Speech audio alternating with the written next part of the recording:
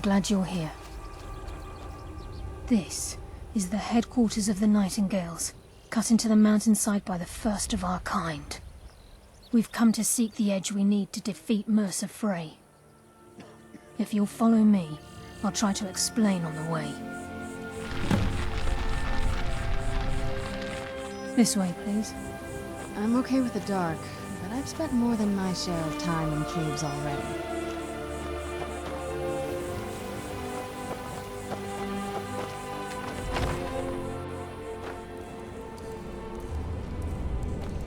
So this is Nightingale Hall.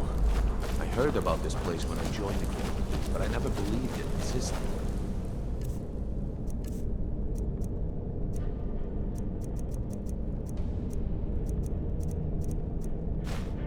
So this is Nightingale Hall. I heard about this place when I joined the guild, but I never believed it existed.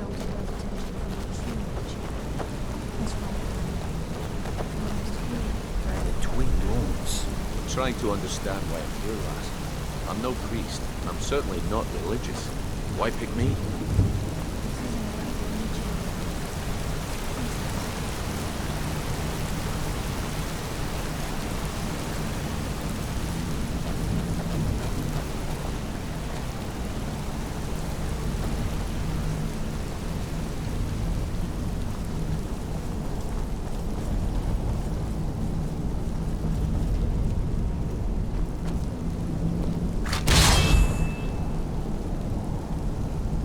Enough to make your head spin, eh?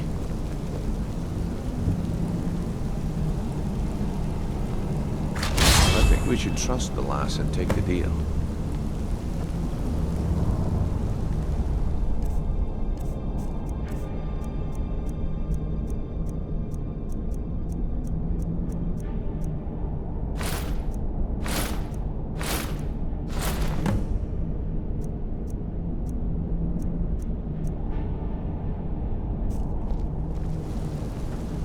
Time's wasting, and Mercer's still out there. Khajiit got your back. Jezargo only has so much room to carry things.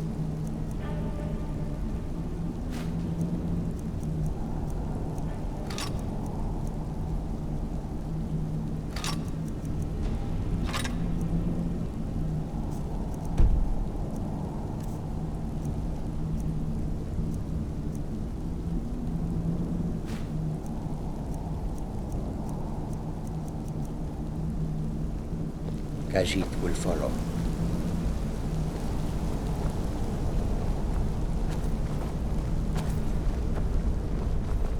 This is enough to make your head spin, eh?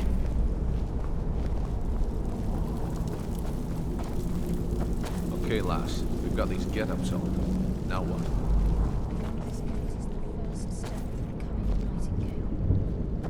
Whoa there, lass. I appreciate the armor, but becoming a Nightingale? That was never discussed. To hold any hope of defeating Mercer, we must have Nocturnal at our backs. If she's to accept you as one of her own, an arrangement must be struck. What sort of arrangement? I need to know the terms. The terms are quite simple, Brynjolf. Nocturnal will allow you to become a Nightingale and use your abilities for whatever you wish. And in return, both in life and in death, you must serve as a guardian of the Twilight Sepulchre. Aye, there's always a catch. But at this point, I suppose there isn't much to lose. If it means the end of Mercer Frey, you can count me in. What about you? Are you ready to transact the oath with Nocturnal? Good. After I open the gate, please stand on the western circle. Time's wasting, and Mercer's still out there. Let's get this show on the road. We'll speak when the oath is complete.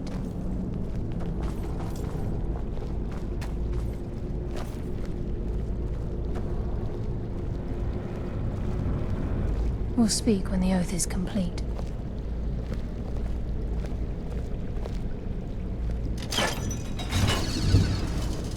We'll speak when the oath is complete.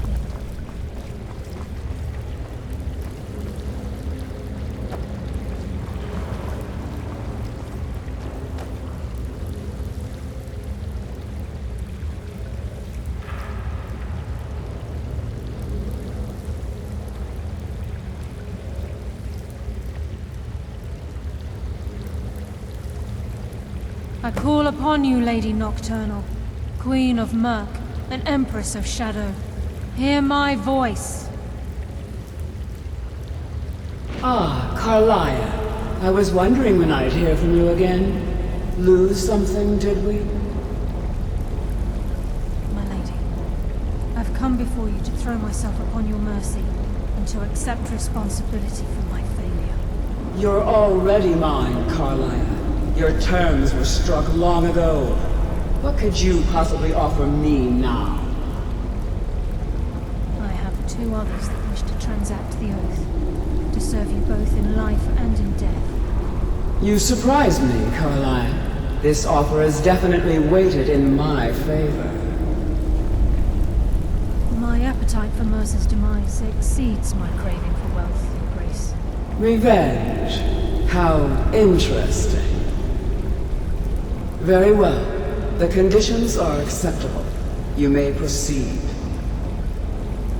Lady Nocturnal, we accept your terms. We dedicate ourselves to you as both your avengers and your sentinels.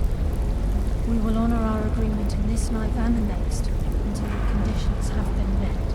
Very well. I name your initiates Nightingale, and I restore your status to the same, Carlisle. And in the future, I'd suggest you refrain from disappointing me again.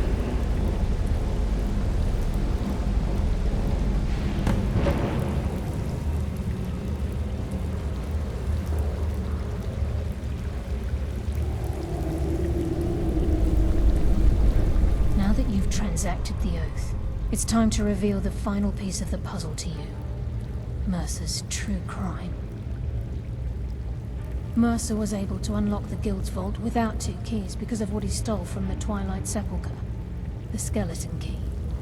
By doing this, he's compromised our ties to Nocturnal and, in essence, caused our luck to run dry. Well, yes, but the key isn't only restricted to physical barriers.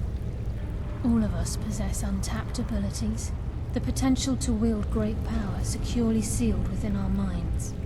Once you realize the key can access these traits, potential becomes limitless.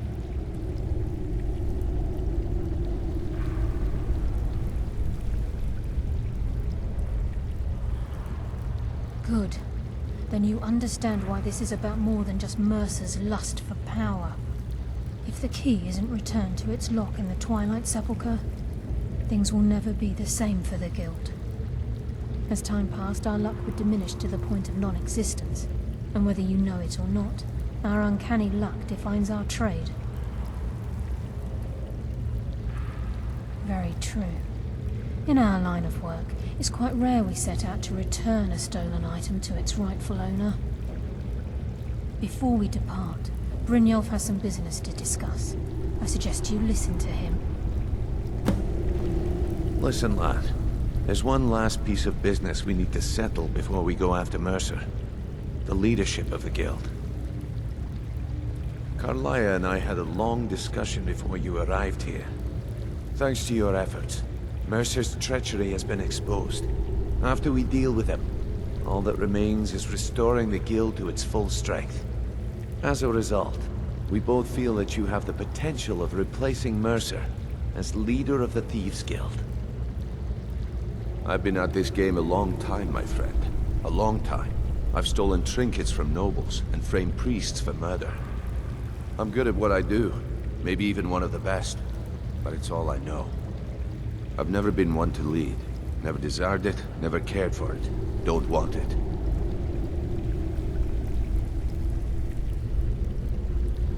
Well, we have a bit of an errand to run before your coronation, so don't get sentimental on me now. Then it's decided. When this is all over and Delvin's contacts assure me that we've regained our footing in Skyrim, we'll handle the details.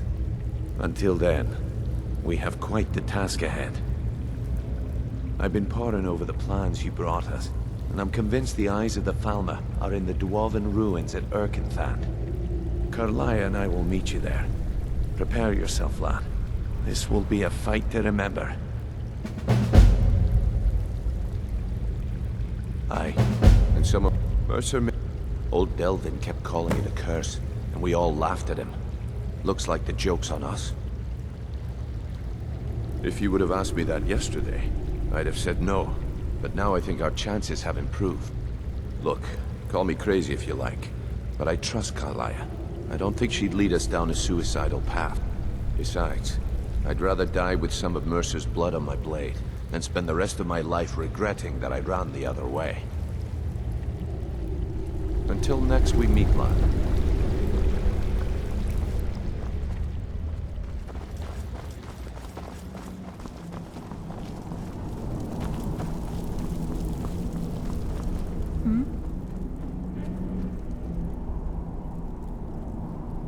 Yes. You'll find that this place offers many things that will help you in your endeavors. Once the skeleton key has been restored to the Twilight Sepulchre, I'll make this place my home as well.